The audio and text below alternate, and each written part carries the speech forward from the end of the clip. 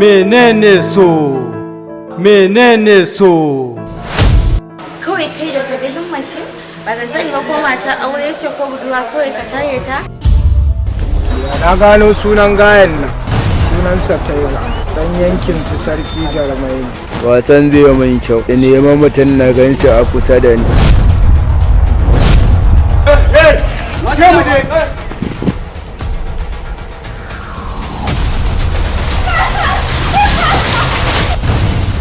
Wuce mu je na ce!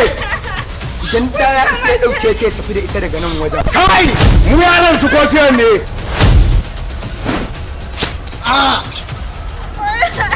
Wanda Allah na ta shiga hutu. Kar a sake wani na miya ya san da rahota, har kuma an kai cika killace shi, kar ka sake a samu matsala.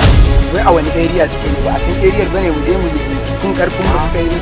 Yanzu wannan gayan a cikin kallon ba zai daga man gaba ba, ni zan dinga dabi da gaja kuma a jawo.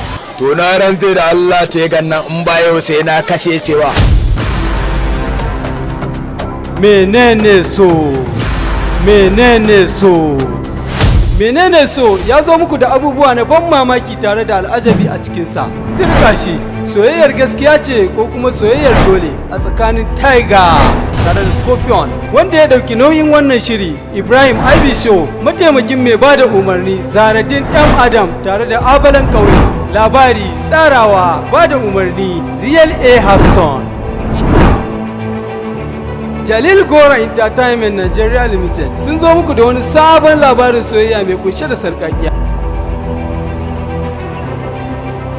Shiri ne mai dogon zango wanda zai dinga zuwar muku a duk ranar Juma'a da misalin karfe 8:30 na dare a YouTube channel ɗinmu masu suna Real A Hafson TV ko kuma Real IB Show TV.